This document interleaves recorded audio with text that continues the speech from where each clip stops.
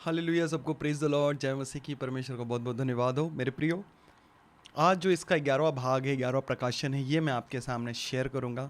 मैं चाहता हूँ इस प्रकाशन को आप ज़रूर समझने की कोशिश करें जो परमेश्वर ने मुझे दिया है। मैं चाहता हूँ कि इस जो मत्ती अध्याय 2 में जो एक और परमेश्वर की गहरी बातें छुपी हुई है, आज इसे बोलकर और मैं इस मत्ती अध्याय 2 को ख़त्म करूँगा। और ये इसका आखिरी प्रकाशन है जो परमेश्वर ने मुझे दिया है। और मैं पढ़ूंगा मत्ती अध्याय 2 के 14वें वचन को। तब वो रात को ही उठकर बालक और उसकी माता को लेकर मिस्र को चल दिया और हेरोदेस के मरने तक वहीं रहा, इसीलिए कि वो वचन जो प्रभु ने भविष्यवक्ता के द्वारा कहा था पूरा हो, मैंने अपने पुत्र को मिस्र से बुलाया है। इसे हम थोड़ा सा पीछे भी जाएंगे और हम उस वचन को पढ़ेंगे। और यह होशे की किताब उसके 11:1 को, जब हम होशे की किताब 11:1 को खोलेंगे तब हमें ये सारी बातें थोड़ी सी और समझने में आसानी हो जाएगी कि ऐसा परमेश्वर ने क्यों कहा। जो मैं समझता हूँ उसी बारे में मैं आपको बताऊँगा। और होशे का जो 11:1 है वो मैं आपके सामने इसे प्रकट करूँगा। तो हम यहाँ पर पढ़ेंगे, जब इज़राइल बालक था तब मैंने उससे प्रेम किया और अपने पुत्र को मिस्र से बुलाया।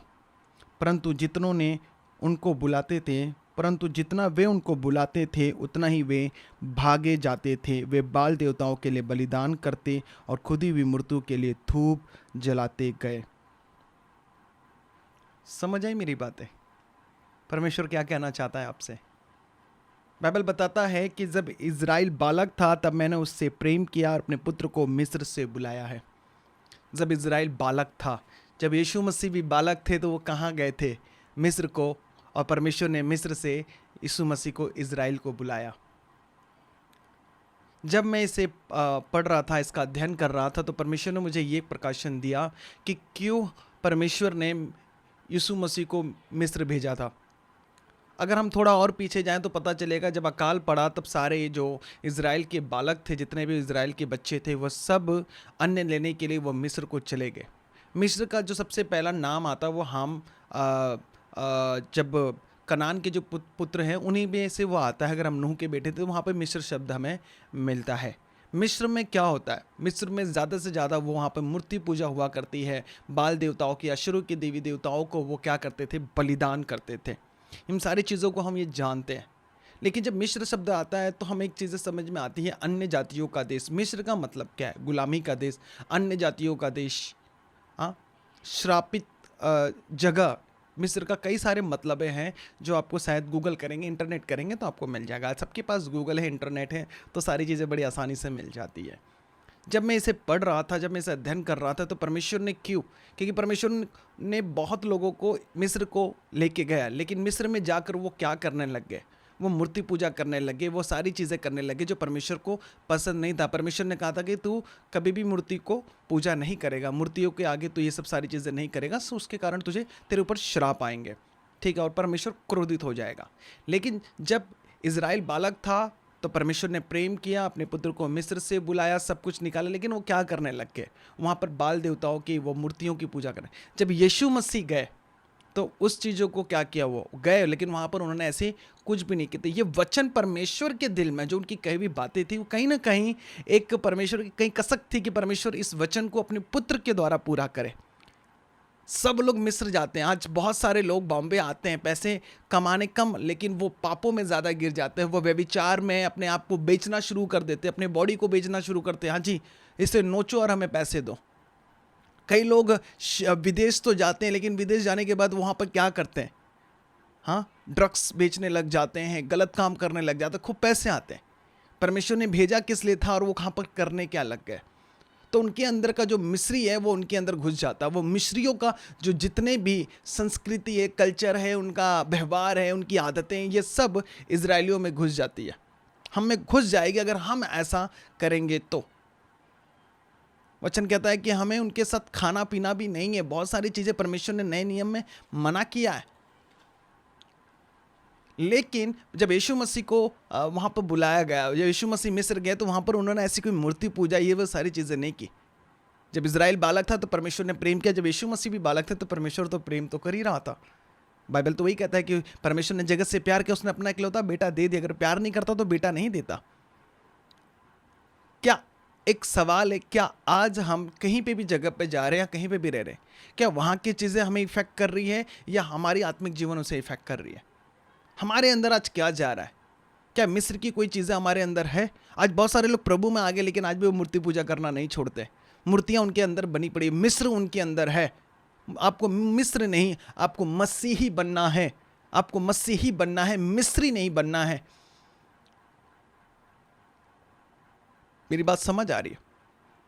परमेश्वर ने मिस्र से हमें बुलाया। हमें ये याद रखना है कि परमेश्वर हमें कहाँ से बुलाया, हम कहाँ से आए हैं, हम कौन सी गुलामी से बाहर आए, हमें ये याद रखना है। यीशु मसीह को ये पता था कि यीशु मसीह को परमेश्वर ने कहाँ से निकाल के लेकर आया। जब यहाँ तकलीफ थी, हेरोदेस जब यहाँ पे सारे सब कुछ कर रहा था तो वो मिस्र को भाग गए। वही हाल तो हुआ जब वहाँ पर अकाल पड़ा, जब सारी चीज़ें पड़ा तो वो सपने के द्वारा वो सारे लोग यूसुफ के पास चले गए। जब मुसीबत होता है तो हम कहाँ भागते हैं? हम अन्य जाति के यहाँ पे भागते हैं। जब हमें मुसीबत आता है तो हम अलग जगह भागने लग जाते हैं। हाँ जी, हम पैसे के लिए कुछ भी करने के लिए तैयार हैं। हाँ जी, हत्या भी हम कर लेंगे, हम मर्डर भी कर लेंगे। हाँ, कई सारे बहनों के साथ तो वो शोषण हो जाता है, व्यभिचार वो कर लेते, उनको नोचने लग जाते, उनका बलात्कार कर देते। हाँ, लेकिन आज पैसों के आगे सब लोग कॉम्प्रोमाइज़ करने के लिए तैयार है। पैसे मिलने चाहिए, बाकी कुछ भी हो। मैं आपको एक बात सिखाना चाहता हूँ। आपको ये याद रखना है कि परमेश्वर ने आपको कहाँ से निकाला और आपको कहाँ जाना है। बेतलेहम बच्चा है, यरूशलेम एक जवान पुरुष है और इज़राइल एक बूढ़ा व्यक्ति है, एक अनुभवी व्यक्ति है। इज़राइल एक अनुभवी व्यक्ति बन गया था। याकूब जो था वो अपने ससुर के घर में रह के बड़ा अनुभवी बन गया था, वो हर एक चीज़ों को समझता था। बेतलेहम क्या है? मैंने कहा था आपको शून्य बनना है, शून्य बनना है।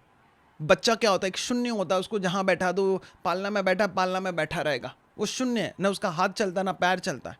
वो जब जवान होता है वो यरूशलेम की तरह, और फिर वो बड़ा होता है वो इज़राइल की तरह बनता है।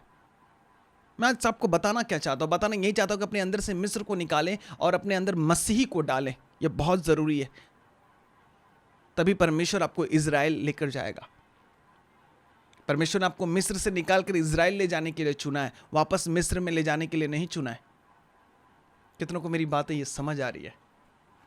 मेरे प्रियो, यही मैं आपसे कहना चाहता हूँ कि अपने अंदर के मिस्र को निकालना है, अपने अंदर की मूर्ति पूजा को निकालना है, अपने अंदर की मूर्तियों को निकालना है। और अपने अंदर क्या डालना है? परमेश्वर के वचन को डालना है, प्रभु के प्रेम को डालना है, उसके सामर्थ को डालना है, उसके अभिषेक को डालना है। मिस्र को पूरी तरीके से छोड़ना है। परमेश्वर ने मिस्र से यीशु मसीह को बुलाया, वो मिस्री नहीं कहलाया। हाँ, अगर आप वचन आगे पढ़ेंगे तो वहाँ पर लिखा है यीशु मसीह मिस्री नहीं कहलाए, लेकिन वो इसी वचन में आप पढ़ेंगे तो यीशु मसीह नासरी कहलाया ज़रूर, लेकिन मिस्री कभी नहीं कहलाया कि यीशु मसीह मिस्री है। नहीं, वो एक यहूदी है। हाँ, आप क्या क्रिश्चियन हो, आप क्या मसीह में हो, आप प्रभु में हो, क्या पे ऐसे कह सकते हो? नासरत नाम के नगर में जा बसा वो वचन पूरा जो भविष्यवक्ताओं के द्वारा कहा गया था, वो नासरी कहलाया, मिस्री नहीं कहलाया, नासरी। मेरे प्रियो, अपने अंदर की मिस्र को निकालो, अपने अंदर की मूर्तियों को निकालो। मैं बहुत सारी चीज़ें इस वीडियो में खुलकर नहीं कह सकता। अगर खुलकर कहूँगा तो बहुत सारे लोगों को बुरा लगेगा और वो मेरे ऊपर एक्शन ले सकते हैं। इसलिए मैं बहुत सारी बातें खुलकर नहीं कह सकता आपको कि आपको किस बारे में मैं बता रहा हूँ। समझदारों को इशारा ही काफ़ी है। अगर हेरोदेस को अपने अंदर से मारना चाहते तो हेरोदेस की मूर्तियों को भी अपने अंदर से उखाड़ो। हेरोदेस को मार दे लेकिन कुछ मूर्तियाँ छोड़ दी, उसे भी निकालना है। मिस्र की चीज़ों को अपने अंदर से निकालना और मसीह की चीज़ों को अपने अंदर डालना है। मिस्र को छोड़ना और इज़राइल जाना है। यही आपका मकसद होना चाहिए, यही आपका गोल होना चाहिए। तभी परमेश्वर आपकी ज़िंदगी में वो बड़ा काम करेगा। यीशु मसीह को परमेश्वर ने कहाँ से बुलाया?